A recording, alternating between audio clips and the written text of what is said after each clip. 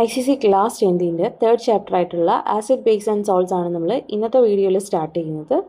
Welcome to Hydrogen Academy. നമുക്ക് first ചാപ്റ്ററിൻ്റെ സിലബസിൽ എന്തൊക്കെ കാര്യങ്ങളാണ് ഉള്ളതെന്ന് നോക്കാം. മെയിനായിട്ടും ഈ ചാപ്റ്ററിൽ വരുന്നത് ആസിഡ്സിൻ്റെ ഡെഫിനിഷൻസ്, അത് പ്രൊഡ്യൂസ് ചെയ്യുന്ന, അതായത് വാട്ടറിൽ ഡിസോൾവ് ചെയ്യുന്ന സമയത്ത് അത് പ്രൊഡ്യൂസ് ചെയ്യുന്ന അയോൺസിൻ്റെ ടേംസിലുള്ള അതിൻ്റെ ഡെഫിനിഷൻസ്. അതേ കണക്ക് തന്നെ ആൽക്കലീസ് വാട്ടറിൽ ഡിസോൾവ് ചെയ്യുന്ന സമയത്ത് അത് പ്രൊഡ്യൂസ് ചെയ്യുന്നത് ഹൈഡ്രോക്സിൽ അയോൺസ്, അതിൻ്റെ ടേംസിലുള്ള അതിൻ്റെ ഡെഫിനിഷൻ. അതേ കണക്ക് തന്നെ ആസിഡ് ബേസ് ഇൻഡിക്കേറ്റേഴ്സ് എന്ന് പറഞ്ഞു കഴിഞ്ഞാൽ ഇപ്പോൾ ഒരു സൊല്യൂഷൻ തന്നു കഴിഞ്ഞാൽ അത് ആസിഡ് ആണോ ബേസ് ആണോ എന്ന് തിരിച്ചറിയാൻ വേണ്ടി നമ്മൾ യൂസ് ചെയ്യുന്നതാണ് ആസിഡ് ബേസ് ഇൻഡിക്കേറ്റേഴ്സ് എന്ന് പറയുന്നത്. ഇപ്പോൾ മെയിനായിട്ട് ലിറ്റ്മസ്, മീഥൈൽ, ഓറഞ്ച് ആൻഡ് ഫിനോഫ്തിൽ ഇത്രയും ആസിഡ് ബേസ് ഇൻഡിക്കേറ്റേഴ്സ്. അതേ കണക്ക് തന്നെ pH പേപ്പർ, അസിഡിറ്റിയും ആൽക്കലൈനിറ്റിയും ടെസ്റ്റ് ചെയ്യാൻ വേണ്ടിയിട്ടുള്ള pH പേപ്പർ. ഇത്രയും കാര്യങ്ങളാണ് ആസിഡ് ബേസുമായിട്ട് റിലേറ്റ് ചെയ്തിട്ട് വരുന്നത്. പിന്നെ സോൾട്ട് എന്ന് പറഞ്ഞിട്ട് സോൾട്ട്സിനെ പറ്റി പഠിക്കണം, സോൾട്ടിൻ്റെ ഡെഫിനിഷൻസ്, സോൾട്ട് എങ്ങനെയാണ് ഫോം ചെയ്യുന്നത്, 3 different types of salt, normal salt, acidic salt, basic salt, ഇവരുടെ ഡെഫിനിഷൻസും അതേ കണക്ക് തന്നെ എക്സാമ്പിൾസും നന്നായിട്ട് മനസ്സിലാക്കി വയ്ക്കുക. പിന്നെ ഇവരുടെ മെത്തേഡ്സ് ഓഫ് പ്രിപ്പറേഷൻ, നോർമൽ സോൾട്ടിൻ്റെ പ്രിപ്പറേഷൻ മെത്തേഡ്സ്, അതിനകത്ത് മെയിനായിട്ടും direct combination, displacement, precipitation, neutralisation of insoluble base, neutralisation of alkali, neutralisation by titration. ഇത്രയും മെത്തേഡ്സ് എന്ന് പറയുന്നത് ഇതിനകത്ത് ഇമ്പോർട്ടൻ്റ് ആയിട്ടുള്ളതാണ്. അതേ കണക്ക് വരുന്നതാണ് action of dilute acids on salts. അപ്പം ഈ ഡൈല്യൂട്ട് ആസിഡ്സ് സോൾട്ടുമായിട്ട് റിയാക്ട് ചെയ്യുമ്പം എന്തൊക്കെ പ്രോഡക്ട്സ് ഫോം ചെയ്യും, അതുമായിട്ട് റിലേറ്റ് ചെയ്തിട്ട് അതിൻ്റെ ഫോർമേഷൻ നടന്നിട്ടുണ്ടെന്ന് മനസ്സിലാക്കാൻ വേണ്ടി ചെയ്യുന്ന ടെസ്റ്റുകൾ, ലബോറട്ടറിയിൽ ചെയ്യുന്ന ടെസ്റ്റുകൾ, അങ്ങനത്തെ ഉള്ള കുറച്ച് കാര്യങ്ങളാണ് ഇവിടെ വരുന്നത്. ഇതിനകത്ത് മെയിനായിട്ടും ഹൈഡ്രജൻ കാർബണേറ്റ്സ്, ഹൈഡ്രജൻ സൾഫൈഡ്സ് ഇത്രയും കാര്യങ്ങളാണ് ഈ ആസിഡ്സിൻ്റെ സോൾട്ട് റിയാക്ഷനുമായിട്ട് ബന്ധപ്പെട്ട് പഠിക്കാനായിട്ട് വരുന്നത്. ഇത് തന്നെ ഇനി വരുന്ന സ്റ്റഡി ഓഫ് കോമ്പൗണ്ട്സ് ചാപ്റ്ററിലും ഇത് റിപ്പീറ്റ് ചെയ്ത് വരുന്നുണ്ട്. സോ ഇവിടെ തന്നെ നിങ്ങൾ നന്നായിട്ട് പഠിച്ചു കഴിഞ്ഞാൽ ആ ചാപ്റ്റർ വരുമ്പോഴത്തേക്കും നിങ്ങൾക്ക് ഇത് ഈസി ആയിരിക്കും. അപ്പം മെയിൻലി ഇത്രയും കാര്യങ്ങളാണ് ഈ ചാപ്റ്ററിൽ വരുന്നത്. അപ്പം നമുക്ക് ചാപ്റ്ററിലോട്ട് പോകാം. ആസിഡ്സ്, ബേസ് ആൻഡ് സോൾട്ടിനെ പറ്റി പറയുന്ന സമയത്ത് ആദ്യമായിട്ട് ഈ ആസിഡ്സിനും ബേസിസിനും സോൾട്ടിനും ഒക്കെ ഒരു സയൻറ്റിഫിക് ഡെഫിനിഷൻസ് തന്നത് ലാവോസിയറും ഡേവി എന്ന് പറയുന്ന 2 സയൻറ്റിസ്റ്റുകളാണ്. അപ്പം ഇവരുടെ ഫൈൻഡിങ്സ് അനുസരിച്ച് ആസിഡ്സ് എന്ന് പറഞ്ഞു കഴിഞ്ഞാൽ all acids compulsorily have a hydrogen in the form of a proton. ഇവർ പറയുന്നതെന്ന് വെച്ചാൽ ആസിഡ്സ് എന്ന് പറഞ്ഞു കഴിഞ്ഞാൽ അതിനെന്താണ്, കമ്പൽസറിലി ഒരു ഹൈഡ്രജൻ പ്രസൻ്റ് ആയിട്ടുള്ളതായിരിക്കും ആസിഡ്സ് എന്ന് പറയുന്നത്. ഇപ്പോൾ എക്സാമ്പിൾ പറയുകയാണെങ്കിൽ HCl, H2SO4, HCl എന്ന് പറയുമ്പോൾ അതിലൊരു ഹൈഡ്രജൻ പ്രസൻ്റ് ആയിട്ടുണ്ട്. H2SO4 അതിലും ഹൈഡ്രജൻ പ്രസൻ്റ് ആയിട്ടുണ്ട്. HNO3 അതിനകത്തും എന്ത് പ്രസൻ്റ് ആയിട്ടുണ്ട്, ഹൈഡ്രജൻ പ്രസൻ്റ് ആയിട്ടുണ്ട്. ഇനി ബേസിസ് എന്ന് പറഞ്ഞാൽ എന്താണ്, bases are either metallic oxides or metallic hydroxides or non metallic ammonia solution, അല്ലേ. ഒന്നെങ്കിൽ മെറ്റൽസിൻ്റെ ഓക്സൈഡ്സ് ആയിരിക്കും, ഇപ്പോൾ എക്സാമ്പിൾ പറയുകയാണെന്നുണ്ടെങ്കിൽ ഇപ്പോൾ ഒരു മെറ്റൽ എടുത്താൽ കോപ്പറിൻ്റെ ഓക്സൈഡ് എന്ന് പറയുമ്പോൾ അതൊരു ബേസ് ആണ്, അല്ലേ. അതേ കണക്ക് തന്നെ മെറ്റാലിക് ഹൈഡ്രോക്സൈഡ്സ്, അതിന് നമുക്ക് MOH എന്ന് പറയാം, മെറ്റാലിക് ഹൈഡ്രോക്സൈഡ്സ്. ഇപ്പം സോഡിയം മെറ്റലാണ്, NaOH. അതേ കണക്ക് തന്നെ പൊട്ടാസ്യം ഹൈഡ്രോക്സൈഡ്, KOH. ഇതൊക്കെ എന്ന് പറഞ്ഞാൽ എന്താണ്, ഇതൊക്കെ ബേസിസിന് എക്സാമ്പിളാണ്. ഓക്കെ. അതേ കണക്കിന് നോൺ മെറ്റാലിക് അമോണിയ സൊല്യൂഷൻ, അല്ലെ, അമോണിയം അയോൺസ്, NH4OH എന്ന് പറയുമ്പോൾ അമോണിയം അയോൺസ് വരുന്ന ഹൈഡ്രോക്സൈഡ്. നോൺ മെറ്റാലിക് ആയിട്ടുള്ള അമോണിയത്തിൻ്റെ സൊല്യൂഷനുകളുമൊക്കെ എന്തിന് എക്സാമ്പിളാണ്, ബേസിസിന് എക്സാമ്പിളാണ്. ഓക്കെ. അടുത്ത് വരുന്നതാണ് സോൾട്ട് എന്ന് പറയുമ്പോൾ salt are chemical compounds formed by replacing hydrogen ion present in an acid by metallic ion or ammonium ion. അപ്പം ഒരു ആസിഡ് എടുത്തു കഴിഞ്ഞാൽ ആ ആസിഡിൽ ഹൈഡ്രജൻ അയോൺസിനെ റീപ്ലേസ് ചെയ്തിട്ട് അതിൻ്റെ സ്ഥാനത്ത് എന്ത് വരും, ഒരു മെറ്റാലിക് അയോൺ വരും, അല്ലെന്നുണ്ടെങ്കിൽ അമോണിയം അയോൺ വരും. അപ്പം അങ്ങനത്തെ ഉള്ള കെമിക്കൽ കോമ്പൗണ്ട്സിനെയാണ് നമ്മൾ എന്തെന്ന് പറയുന്നത്, സോൾട്ട് എന്ന് പറയുന്നത്.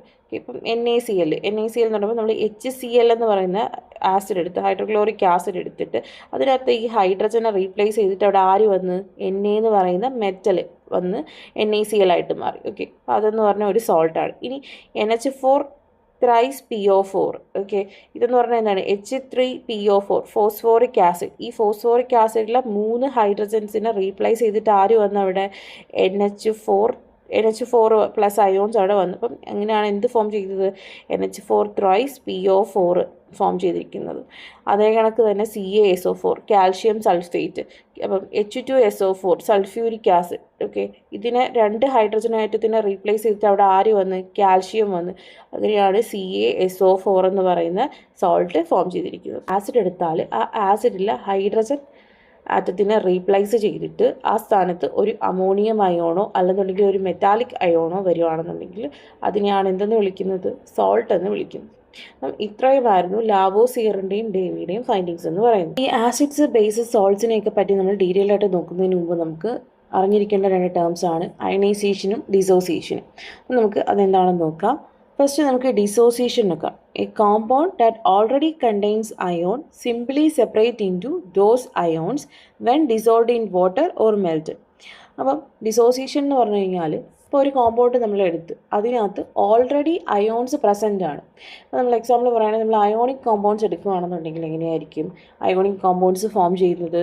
ഒരു മെറ്റൽ അതിൻ്റെ ഒരു ഇലക്ട്രോണിനെ ലൂസ് ചെയ്തിട്ട് എന്ത് ചെയ്യും, M+ ഒരു പോസിറ്റീവ് ചാർജ്ഡ് അയോണായിട്ട് മാറും അല്ലേ.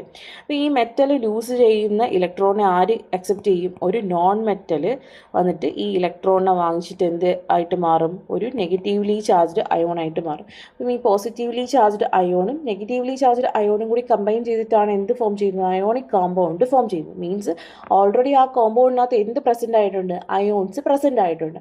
അങ്ങനെ ഓൾറെഡി അയോൺസ് പ്രസൻ്റ് ആയിട്ടുള്ള കോമ്പൗണ്ട്സ് നമ്മൾ വാട്ടറിൽ ഡിസോൾവ് ചെയ്യുന്ന സമയത്ത് അല്ലെങ്കിൽ ആ കോമ്പൗണ്ടിനെ മെൽറ്റ് ചെയ്യുന്ന സമയത്ത് എന്ത് ചെയ്യും? അയോൺസ് സെപ്പറേറ്റ് ആയിട്ട് മാറും.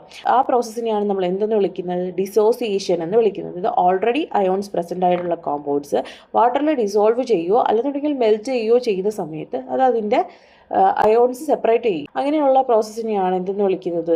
ഡിസോസിയേഷൻ എന്ന് വിളിക്കുന്നത്. ഇപ്പോൾ എക്സാമ്പിൾ പറയുകയാണെങ്കിൽ NaCl എന്ന് പറയുമ്പം ഒരു അയണിക് കോമ്പൗണ്ട് അല്ല, അതിനകത്ത് ഓൾറെഡി Na+ഉം Cl- അയോൺസ് കമ്പൈൻ ചെയ്തിട്ടാണ് NaCl ഫോം ചെയ്തിരിക്കുന്നത്. അപ്പോൾ അതെന്തായിട്ട് നമ്മൾ വാട്ടറിൽ ഡിസോൾവ് ചെയ്യുന്ന സമയത്ത് അത് Na+ഉം Cl- ആയിട്ട് എന്ത് ചെയ്യും? ഡിസോസിയേറ്റ് ചെയ്യും. ഓക്കെ, ആ അയോൺസ് സെപ്പറേറ്റ് ചെയ്യുന്നതിനെയാണ് നമ്മൾ ഡിസോസിയേഷൻ എന്ന് വിളിക്കുന്നത്. ഓക്കെ, ഇനി അയണൈസേഷൻ എന്ന് പറഞ്ഞു കഴിഞ്ഞാൽ a compound that does not contain ions get converted into ions when dissolved in water.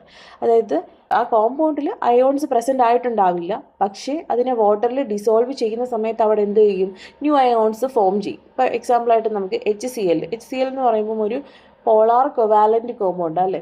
ഈ പോളാർ കൊവാലൻ്റ് കോമ്പൗണ്ട്സ് എങ്ങനെയാണ് ഫോം ചെയ്യുന്നത്? കൊവാലൻ്റ് കോമ്പൗണ്ട്സ് എന്ന് പറയുമ്പോൾ ഷെയറിംഗ് ഓഫ് ഇലക്ട്രോൺസ് വഴിയാണ് ഫോം ചെയ്യുന്നത്. അപ്പോൾ ഇവിടെ അയോൺസ് ഒന്നും ഫോം ചെയ്തിട്ടല്ല എന്ത് ഉണ്ടാവുന്നത്?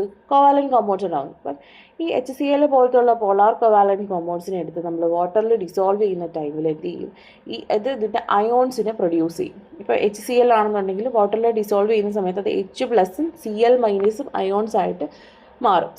H+ അയോൺസും Cl- അയോൺസും അവിടെ പ്രൊഡ്യൂസ് ആവും. ഓക്കെ, അങ്ങനത്തെ ഉള്ള നടക്കുന്ന പ്രോസസ്സിനെയാണ് നമ്മൾ എന്ത് വിളിക്കുന്നത്? അയണൈസേഷൻ എന്ന് വിളിക്കുന്നത്. അതായത് ഓൾറെഡി അയോൺസ് കോമ്പൗണ്ടിൽ പ്രസൻ്റ് അല്ല, വാട്ടറിൽ ഡിസോൾവ് ചെയ്യുമ്പം ആ അയോൺസ് ന്യൂലി ഫോം ചെയ്യുകയാണ്. അങ്ങനെയുള്ള പ്രോസസ്സിനെയാണ് അയണൈസേഷൻ എന്ന് പറയുന്നത്. ഡിസോസിയേഷൻ എന്ന് പറഞ്ഞു കഴിഞ്ഞാൽ ഓൾറെഡി അവിടെ എന്താണ് ആ കോമ്പൗണ്ടിൽ തന്നെ അയോൺസ് എക്സിസ്റ്റ് ചെയ്യുന്നുണ്ട്, അതിന് ജസ്റ്റ് വാട്ടറിൽ ഡിസോൾവ് ചെയ്യുമ്പം അത് സെപ്പറേറ്റ് ആവുന്നതേ ഉള്ളൂ. ആ പ്രോസസ്സിനെയാണ് എന്തെന്ന് വിളിക്കുന്നത്? ഡിസോസിയേഷൻ എന്ന് വിളിക്കും.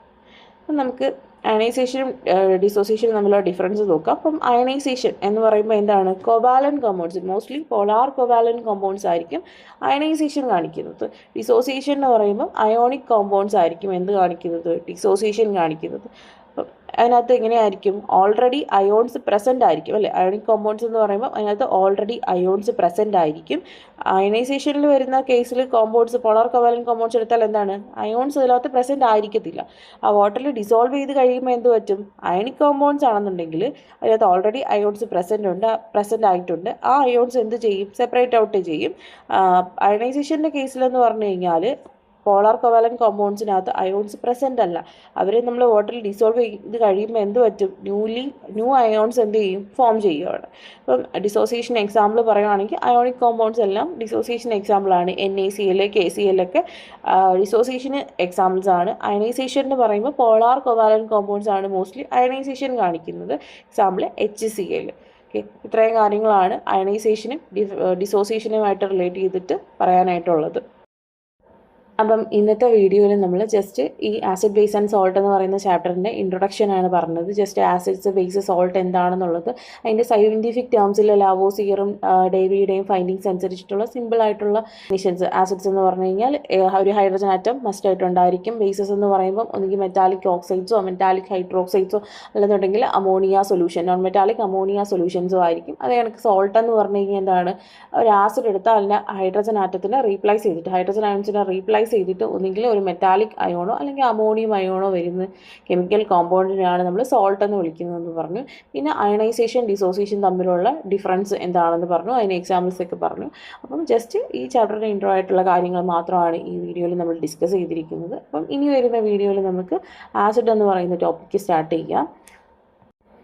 അപ്പം ഇന്നത്തെ വീഡിയോ നിങ്ങൾക്ക് ഇഷ്ടമായിട്ടുണ്ടെന്നുണ്ടെങ്കിൽ നിങ്ങൾ തീർച്ചയായിട്ടും ഈ വീഡിയോ ലൈക്ക് ചെയ്യണം.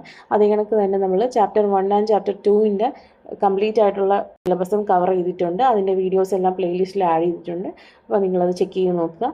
അപ്പോൾ നിങ്ങൾക്ക് ഇനി കൂടുതലായിട്ടുള്ള ICSE റിലേറ്റഡ് വീഡിയോസ് കാണാനായിട്ട് താല്പര്യമുണ്ടെന്നുണ്ടെങ്കിൽ നിങ്ങൾ ചാനൽ സബ്സ്ക്രൈബ് ചെയ്യണം. അതേ കണക്ക് തന്നെ നിങ്ങളുടെ ഫ്രണ്ട്സിനൊക്കെ ഷെയർ ചെയ്ത് കൊടുക്കുക. താങ്ക്